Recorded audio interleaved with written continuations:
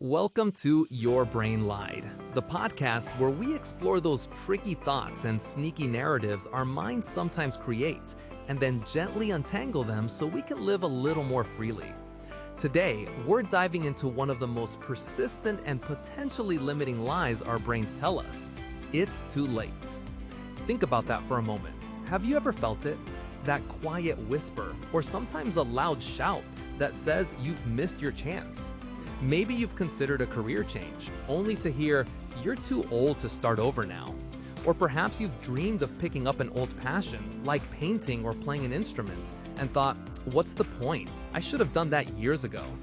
Maybe you felt stuck in a relationship, or even single, believing that the ship has sailed for meaningful connection.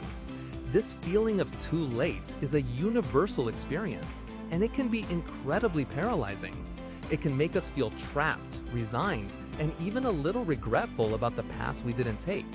But here's the thing, that feeling, that thought, is often just another one of your brain's elaborate fictions.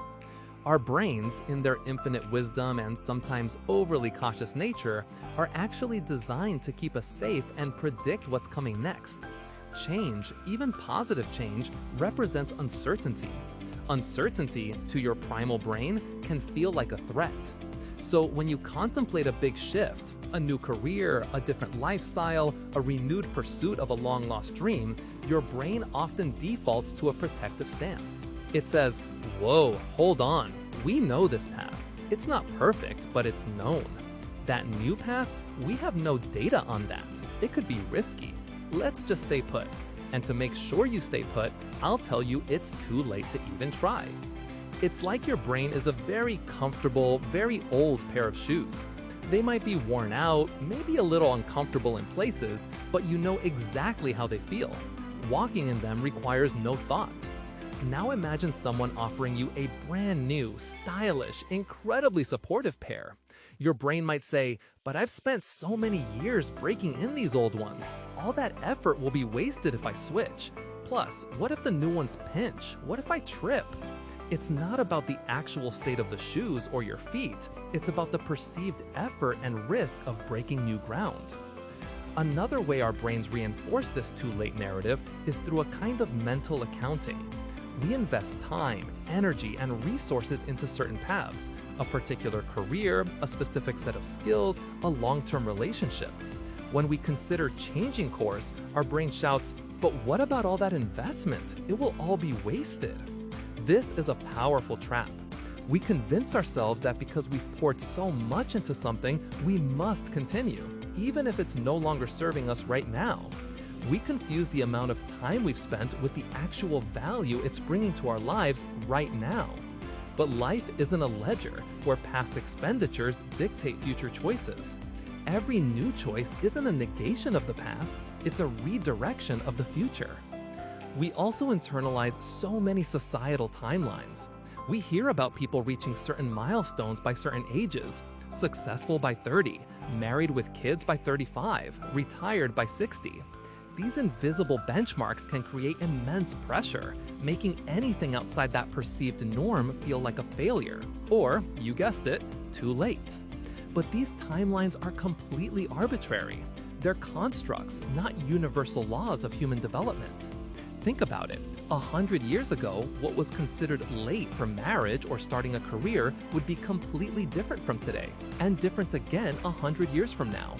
Our lives are too complex, too personal to fit neatly into someone else's schedule. I've had the privilege of working with so many individuals who, despite hearing that nagging voice, decided to write a new chapter.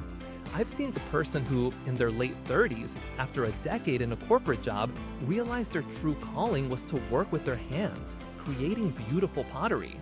They didn't just quit their job overnight, but they started by taking an evening class, then selling a few pieces online, slowly building a new life path that felt authentic.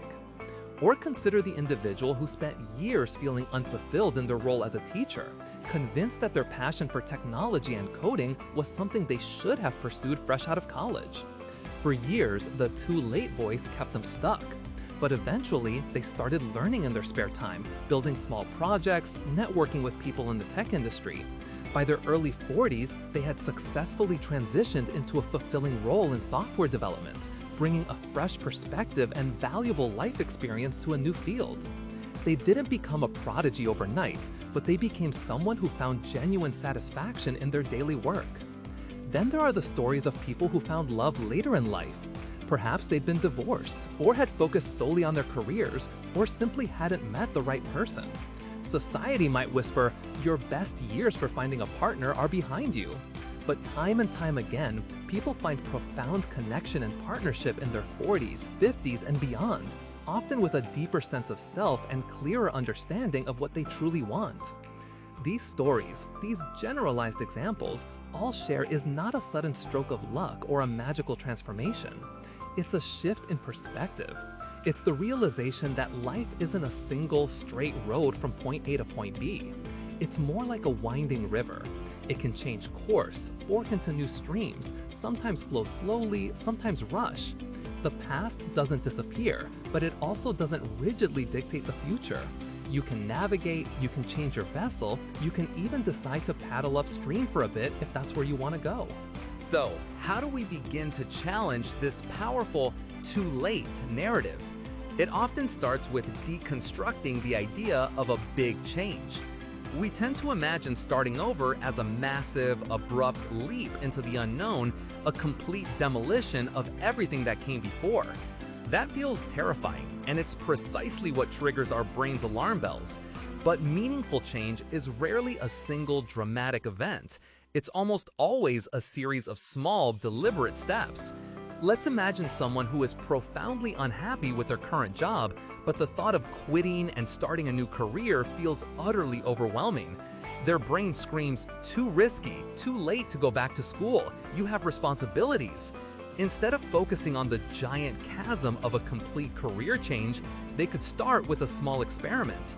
Perhaps they're interested in sustainable agriculture. They don't need to buy a farm tomorrow.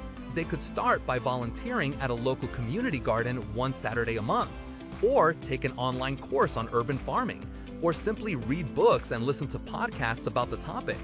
These are low-stakes ways to test the waters, to gather information, and to see if the interest holds up in practice. Each small step is a data point, helping them understand what they genuinely enjoy and what feels sustainable. It's not about committing to a whole new life immediately. It's about making small, reversible moves. Another crucial shift is redefining what success means to you. For many of us, success has been externally defined. A certain job title, a specific income, a particular relationship status. When we feel too late, it often means we haven't hit those external markers. But true fulfillment, especially when starting over, comes from alignment, aligning your actions with your values and desires. Success might not look like a sudden meteoric rise in a new field, but rather the quiet satisfaction of finally doing something that resonates with your spirit, even if it brings a smaller paycheck for a while. It could be the joy of learning a new skill, the peace of a healthier relationship, or the simple courage of trying something different. And what about fear? Fear is a natural companion to any change, big or small.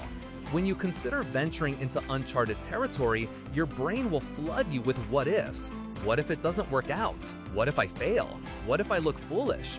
Think of fear like a well-meaning but overly anxious friend. This friend might grab your arm and pull you back, shouting warnings about every potential danger. You can acknowledge your friend, listen to their concerns, maybe even thank them for looking out for you, but ultimately, you get to decide if you want to take the step. Fear is a signal, not a stop sign. It tells you where your growing edges, where the boundaries of your comfort zone lie. And sometimes that's exactly where the most valuable growth happens. Building a support system is also incredibly powerful. When you're trying to forge a new path, it's easy to feel isolated, especially if those around you don't understand your desires for change. Seek out people who encourage you, who believe in your potential, or even better, people who have walked similar paths themselves. This could be friends, family, mentors, online communities, or even a therapist. Having people in your corner who can offer perspective, practical advice, or just an encouraging word can make all the difference when your internal voice is telling you to give up. Finally, let's talk about the "what if it doesn't work" question. This is a common one. What if I invest time and energy into this new thing and it doesn't pan out? Here's a crucial reframe. There is no true failure when you are learning and growing. Every attempt, every experiment, every deviation from the familiar path provides invaluable information. If you try a new business venture and it doesn't take off, you haven't failed. You've learned about market demand, your own strengths and weaknesses, the challenges of entrepreneurship, and perhaps clarified what you don't want. That information is priceless. It's like navigating a dark room. Every bump, every wrong turn helps you map out the space until you find the door. You gain clarity, resilience, and a deeper understanding of yourself, which you then carry forward into your next attempt. The belief that it's too late to start over is fundamentally a story we tell ourselves. It's a convenient way for our brains to avoid the discomfort of uncertainty, the effort of learning something new, and the vulnerability of trying. But you have the power to rewrite that story. You have the ability to acknowledge the past without being defined by it. You are a continuously evolving being, not a static entity whose fate was sealed years ago. Every day is an opportunity to make a choice, to take a small step, to explore a new facet of yourself. The river of your life can change course at any moment. You just have to be willing to steer. So, as we wrap up today, I want to leave you with a few thoughts to carry into your week. These aren't meant to be grand pronouncements, but gentle invitations for reflection. First, identify one small area in your life where you've been telling yourself it's too late. Maybe it's learning a new skill, pursuing a particular interest, or trying to improve a relationship. What is one tiny, no-pressure action you could take this week to explore a different path in that area? Not a life-altering decision, just a single small inquiry. Second, think about a time in your past when you did make a significant change, even a small one. Perhaps you moved to a new city, took on a new project at work, or ended a relationship that wasn't serving you. What did you learn about your own resilience, your capacity for change, and your inner strength during that experience? How can you apply that valuable lesson to any present feelings of being stuck or limited? And finally, consider who in your life, or perhaps a public figure you admire, has successfully started over, reinvented themselves, or pursued a passion later in life. What qualities did they demonstrate? Was it courage, patience, adaptability, or a willingness to learn? One tiny piece of that spirit could you cultivate in your own life, starting today? Remember, the lie that it's too late is just one of many your brain might whisper, but you have the power to challenge it, to question it, and to write a new truth for yourself. You are always, always in the process of becoming. Thank you for listening. We'll talk again next time on Your Brain Lied.